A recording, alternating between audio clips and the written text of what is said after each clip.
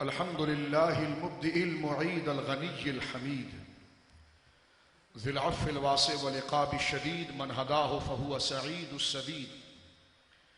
ومن أضله فهو البعيد التريد يعلم ما ظهر وما بطن وما خفي وما علن والصلاة والسلام على أشرف الأنبياء خاتم النبيين سيد المرسلين أنيس الغريبين راحة العاشقين مراد المشتاقين سيد العرب والعجم سيد الأولين والآخرين سيدنا وحبيبنا نبينا وكريمنا ومولانا محمد صلى الله عليه وسلم عبده ورسوله بالهدى ودين الحق أرسله أما بعد فأعوذ بالله من الشيطان الرجيم بسم الله الرحمن الرحيم لقد جاءكم رسول من أنفسكم عزيز عليه ما عنتم حريص عليكم بالمؤمنين رؤوف رحيم وفي موضع الآخر أعوذ بالله السميع العليم من الشيطان اللعين الرجيم بسم الله الرحمن الرحيم يكاد زيتها يضيء ولو لم تمسسه نار نور على نور وعن جبير بن مطعم عن أبيه قال النبي صلى الله تعالى عليه وسلم إن لي 5 أسماء أنا محمد وأنا أحمد وأنا الماحي الذي يمحو الله بي الكفر وأنا الحاشر الذي يحشر الناس على قدمي وأنا العاقب في رواية وأنا العاقب لا نبي بعدي متفق عليه ببركة إن الله ملائكته يصلون على النبي یا ایہا الذین آمنوا صلوا علیہ وسلموا تسلیما باوز بلند پڑھی الصلاة والسلام علیک یا رسول اللہ میرے ساتھ مل کر محبت سے پڑھیں الصلاة والسلام علیک یا حبیب اللہ الصلاة والسلام علیک یا جد الحسن والحسین الصلاة والسلام علیک یا جد الحسن والحسین الصلاة والسلام علیک یا رحمة للعالمین الصلاة والسلام علیک یا رحمة للعالمین فمبلغ العلم فيه أنه بشر وأنه خير خلق الله كلهم فانسب إلى ذاته ما شئت من شرف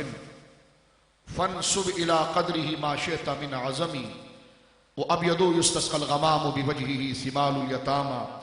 اسمة للأرامل مولاي صل وسلم دائما سرمدا على حبيبك خير الخلق كلهم اللہ کی حمد و ثنا نبی کریم صاحب سے تکریم باعث تخلیق ارض و سما صلی اللہ علیہ وآلہ وصحبہ وبارک وسلم کی بارگاہ مقدسہ میں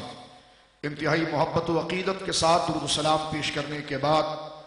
تمام تعریف اور تمام تر مقاصد و محاسن صرف اور صرف اللہ وحدہ لا شریک کے لیے ہے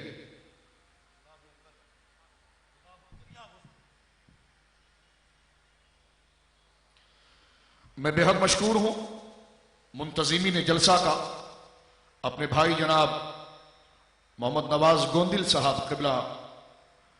زد شرفہ زد عمرہ اطال اللہ عمرہ اور اسٹیج پر جلوگر مقتدر علماء کرام مشائخ اعظام مقتدر شخصیات اور حاضران محفل آج کی یہ بزم یہ محفل جس کا عنوان ہی نور کا سما ہے اس حوالے سے میں نے منظوم انداز میں بھی آپ نے خوش الہان خوشبخت نعتخوانوں سے بڑے مقتدر بڑے معظم کلمات پر مبنی بڑے پاکیزہ کلمات آپ نے سماعت کیے ہوں گے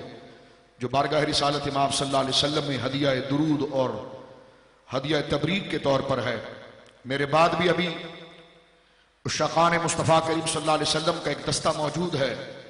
جو اپنے عشق و محبت کو مستند کلام کے ذریعے جو قرآن و حدیث کا نچوڑ ہے اس کے ذریعے آپ کے دلوں کے اندر آقا علیہ السلام کی محبت کو جاگزی اور روشن اور اس کو بٹھانے کے لیے اور اس ذکر سے آپ کو آراستہ کرنے کے لیے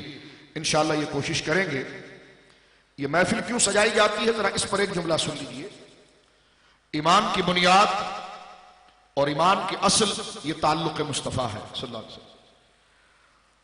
امتی کا تعلق ذات مصطفیٰ کریم صلی اللہ علیہ وسلم سے جس قدر گہرا ہوتا چلا جائے گا اس قدر اس کے ایمان میں پختگی ہوگی اور اس کے گناہ معاف ہوں گے اور اللہ کی قدرت کا منظور نظر بن جائے گا۔ یہ محافل منعقد کرنے والے ہمارے محسنین ہیں کہ پورا سال ہمارے دلوں پر جو گرد، جو غبار، جو سستی کے، جو مادیت کے، دنیا کی محبت کے پڑ جاتے ہیں، تو ایسی محافل کو منعقد کر کے خوش الہان نعت کے ذریعے، مشائخ اور علماء کے ارشادات، تشریحات کے ذریعے وہ کلمات اور وہ منظوم ترانے ہمارے دلوں سے وہ دنیا کی ساری محبت کے میل و کچیل کو نکال دیتے ہیں اور ہمارے دل کو حضور علیہ الصلوۃ والسلام کی محبت کا آئینہ بنا دیتے ہیں۔ کیونکہ کوئی لمحہ نہیں پتا کہ کب موت آئے گی۔ خوش بخت لوگ وہ ہیں جو ہمہ وقت اپنے دل کو اور اپنی زبان کو، اپنے ظاہر اور اپنے باطن کو حضور علیہ الصلوۃ والسلام کے ساتھ والہانہ عقیدت کے طور پر پیش کرتے رہتے ہیں۔ حضور کی یاد میں داڑھی رکھنا، سرکار دو عالم صلی اللہ علیہ وسلم کے لباس کی اداؤں کو نقل کرنا، آپ کی شریعت، آپ کی تعلیمات سے اپنے آپ کو آراستہ کرنا، پھر اس کا عملی اظہار جو محبت دلوں میں پنہا ہے، پوشیدہ ہے، مخفی ہے، اس کا اظہار کس طرح ہوگا؟ وہ ذکر مصطفیٰ سے ہوگا۔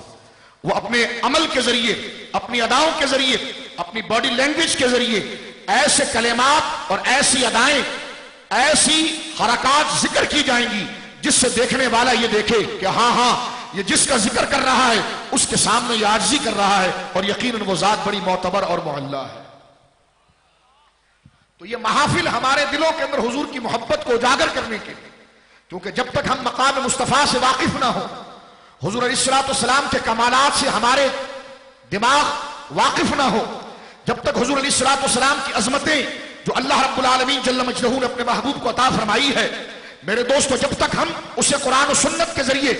سنے نہیں، مقام مصطفیٰ کا عرفان، معرفت، پہچان جب ہمارے پاس آئے گی نہیں تو ہم محبت کیسے کریں گے؟ ہم تعلق کیسے رکھیں گے؟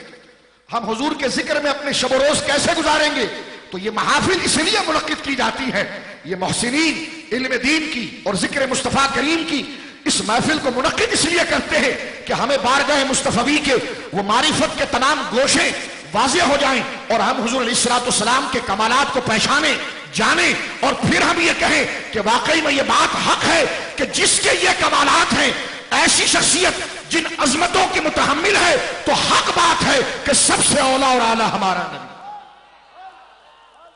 سب سے بالا و والا ہمارا نبی، کہ کائنات کے اندر اللہ رب العالمین جل مجدہ نے کوثر الخیرات کا تاج جس کے سر پر رکھ دیا ہے، محبوبیت کا تاج جس کے سر پر رکھ دیا ہے، اپنی نیابت کا تاج جس کے سر پر رکھ دیا ہے، جس کے کاندھوں پر اپنی خلافت مطلقہ اور اپنی خلافت اعلیٰ کی دستار ڈال دی ہے، یقیناً کائنات کا ہر فرد اس بات کا معترف ہے کہ بزم کائنات میں اگر خدا نے کسی کو فضیلت عطا فرمائی ہے تو مصطفیٰ کی ذات ہے، بلکہ وفادار تو اس حقیقت کو اس انداز میں پیش کرتے ہیں کہ بعد از خدا بزرگ تو ہی قصہ مختصر، بعد از خدا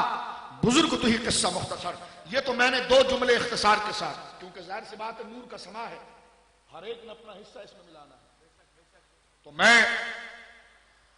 آپ کے وقت کا بھی لحاظ کرتے ہوئے ان دوستوں کی جو سعادت سے بہرمند ہونا چاہتے ہیں، میں نہیں چاہتا کہ میرے کسی طوالت کی بنا پر وہ محروم ہو،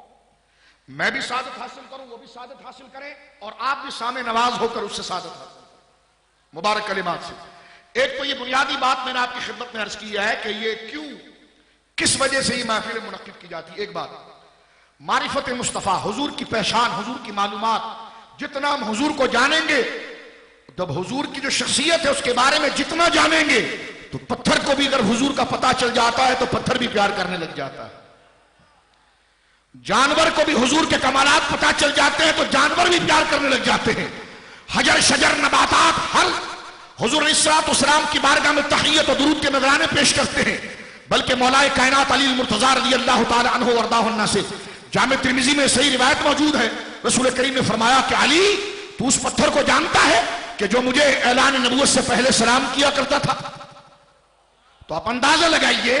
کہ معرفت مصطفیٰ اگر پتھر کو بھی مل جائے تو وہ بھی حضور سے عشق کرنے لگ جائے۔ تو تقاضا پتھروں سے تو نہیں ہے محبت کا، حضور کی محبت کا تقاضا پتھروں سے نہیں ہے اللہ کا، اللہ رب العالمین اپنے محبوب سے محبت کریں لوگ، اس کا تقاضا خدا نے جانوروں سے نہیں کیا، نباتات سے نہیں کیا،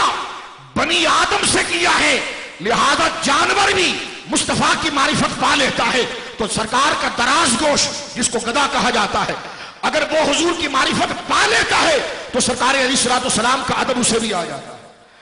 پتھر حضور کی معرفت کو پا لیتا ہے تو پورا پہاڑ حضور کی بارگاہ میں سلام پیش کرتا ہے۔ تو تقاضا نہ پتھروں سے تھا نہ حیوانات سے تھا، تقاضا اصل میں ہمارے سے۔ تو اگر ہم اپنی زندگی غفلت میں گزار دیں اور اگر ہم اپنی زندگی لابوالی کام میں گزار دیں، ہم اپنی زندگی شریعت کی غلط تشریحات کرتے ہوئے، دین کی غلط تعبیرات کرتے ہوئے گزار دیں، اور جس کو ہم دین سمجھ رہے ہو وہاں سے تاثر ہمیں یہ مل رہا ہو کہ ہمیں